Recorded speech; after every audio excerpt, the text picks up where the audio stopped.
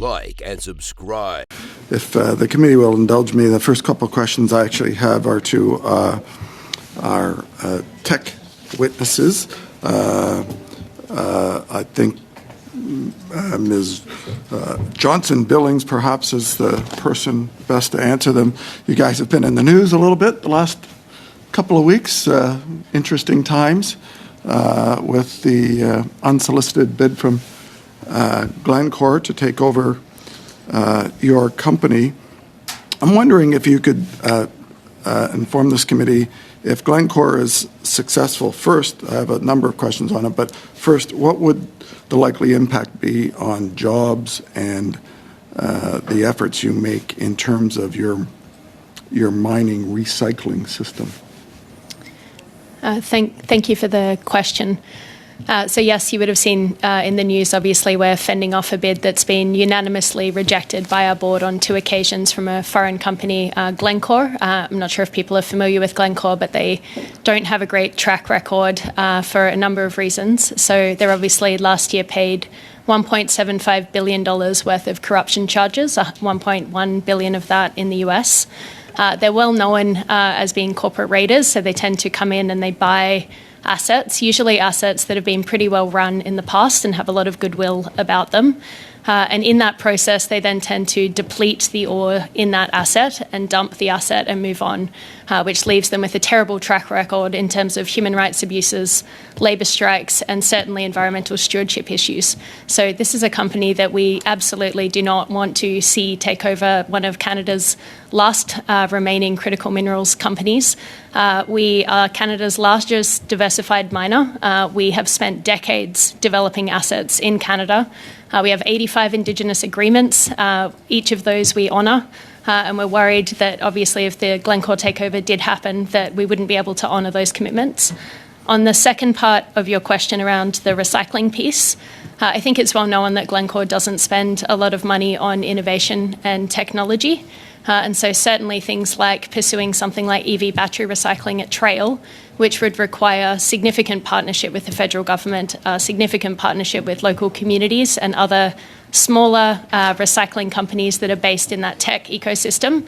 The likelihood that Glencore would partner with them, put up capital to develop this, retrofit the smelter is very low, in our opinion. Thank you. Glencore, has Glencore made any projections? In my past, in my business past, I've been involved in a lot of acquisitions, been on the acquiring end and on the other end of being working for companies that have been acquired.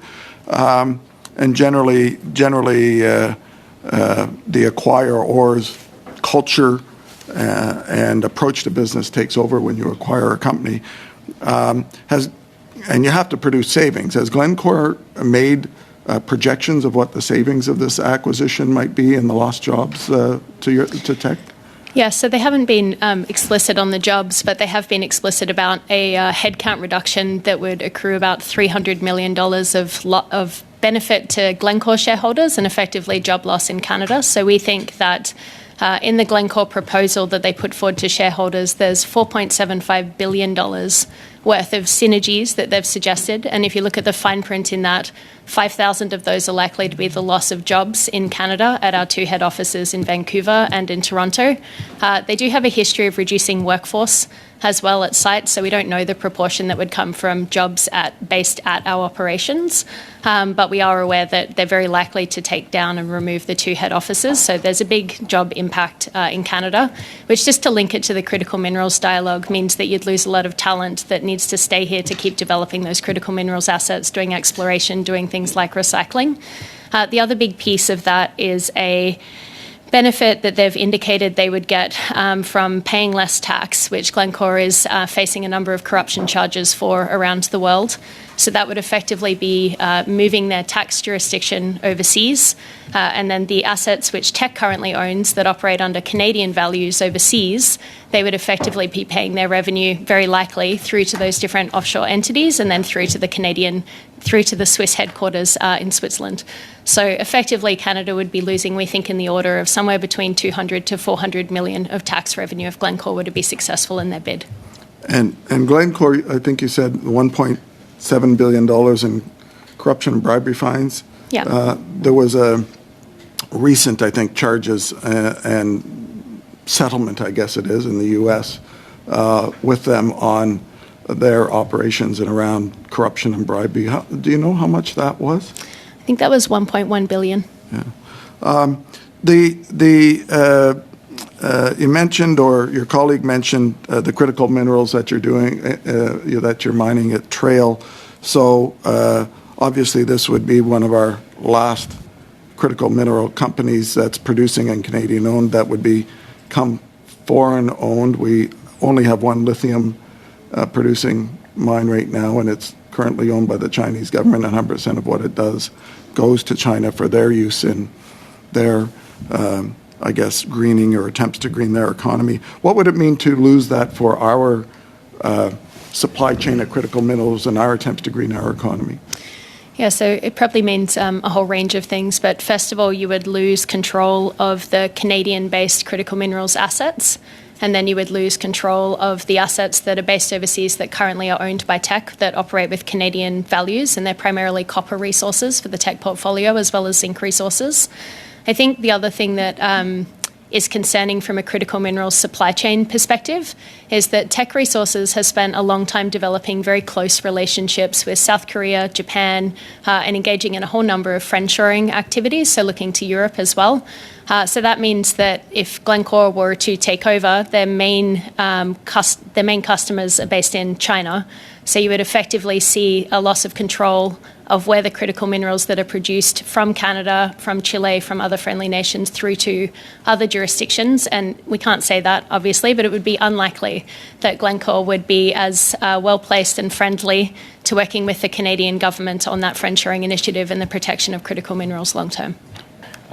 With regards to transportation of hazardous goods and materials, do you know how robust of information is out there? I've been working on the situation with the DGR. This is a nuclear waste facility that's planned off of Lake Huron, about 1.5 kilometers its reach. It's about the length of the CN Tower. It was first turned down by Saugeen Nations, and then they moved another kilometer away from there to try another go at the attempt. And this is about the storage of nuclear waste for over 100 million years. The previous ones that have been built of this, one in New Mexico, caught on fire. And then also, too, is that we would then have to have radioactive material transported through Ontario in different parts from Darlington and other places if it was to become the storage facility, and even potentially from the United States. Can you kind of maybe give us a little bit of analysis of how safe and those issues are? I mean, I was part of a campaign as well to stop nuclear waste going through the Great Lakes to be recycled in Scotland, of all places, and then returned to Canada. Putting it on the water obviously isn't the greatest thing, but at any rate, Right. Can you highlight that, please? That proposal, the last one you spoke about, was the proposal to ship steam generators that had been in use at Bruce Power. And they withdrew that application because of public concern and First Nations concern and parliamentarians' concern, Great Lakes concern. In terms of the DGRs, there have been two proposals. The first one that you talked about was going to be for low and intermediate level waste, quite close to the lake. And you're right that it got the EA approvals, but there had been a commitment by Ontario Power Generation not to proceed unless Saugeen Ojibwe Nation gave their consent, which they did not. This one that's now proposed by the Nuclear Waste Management Organization is for high-level nuclear fuel waste, and they're down to 2 communities after looking at 22 and doing studies on those, one in Northwest Ontario and one in South Bruce. In terms of transportation, there only recently is starting to be a little bit of information from the Nuclear Waste Management Organization on transportation, but there are no containers yet that are approved for transporting that kind of quantity of nuclear fuel waste to the facility. Certainly some transportation does occur, as for example, the removal of some of the fuel from White Shell has gone already to the Chalk River Laboratory in the Ottawa Valley. There is extensive nuclear fuel waste transportation already going on in Canada particularly in Ontario. And that does include transport on the Great Lakes, as a matter of fact. And the commissioners of the Nuclear Safety Commission have said there's extensive transportation. Quick, because I know the chair is giving me a little bit extra time just for a second here. Well, we've put up with your notice of motion last thing, and that took a long time. So you can give me this one last moment, just real quickly. Your questions weren't good. Yeah. So, is it possible that we could be an importer of nuclear waste with our current trade agreements? Is that a possibility if we actually do get the facility built? Not only that, but we already are. And the nuclear waste policy that was just released by Canada a couple of weeks ago reconfirms that. And it's actually quite concerning, particularly cobalt-60, which is in itself quite dangerous types of nuclear waste. Thank you. Thank you, Mr. Chair. I'll now turn to Mr. Viss and Mr. Généreux for 5 minutes. Can you just give me a mark at 2.5?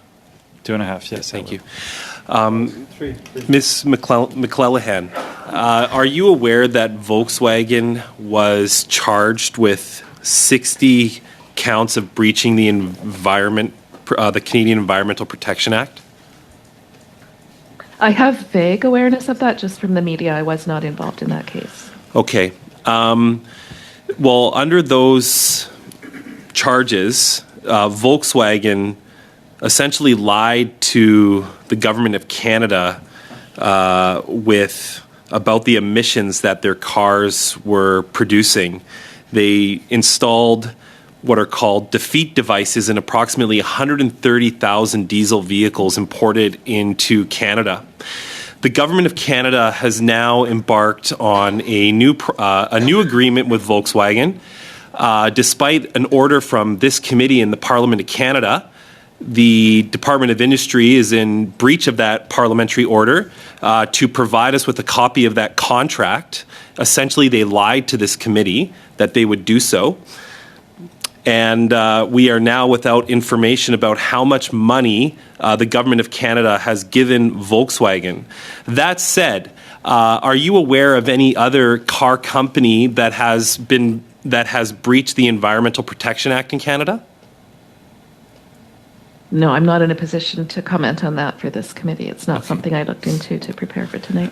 Do you think it's ironic that one of the only, if the only company in the history of Canada to lie to Canadians about emission standards within the last 7 years is going to receive billions of dollars from Canadian taxpayers to protect the environment after they were fined $190 million for breaching Canadian laws in an unprecedented fashion?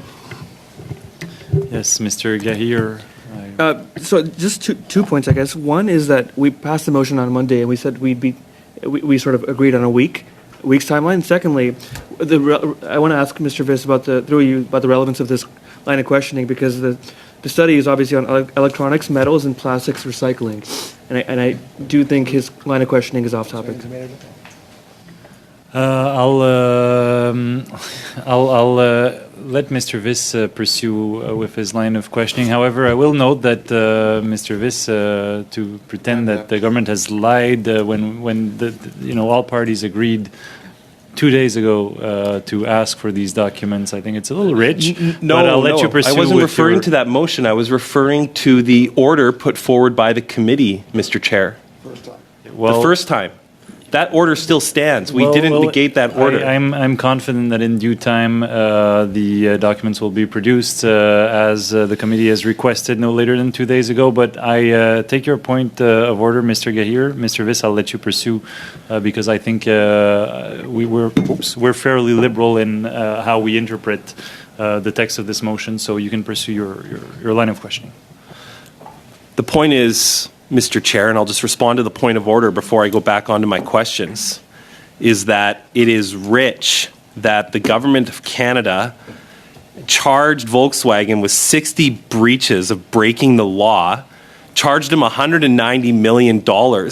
Now they're giving them billions and billions of dollars to fight climate change when they were criminally prosecuted under the Canadian Environmental Protection Act.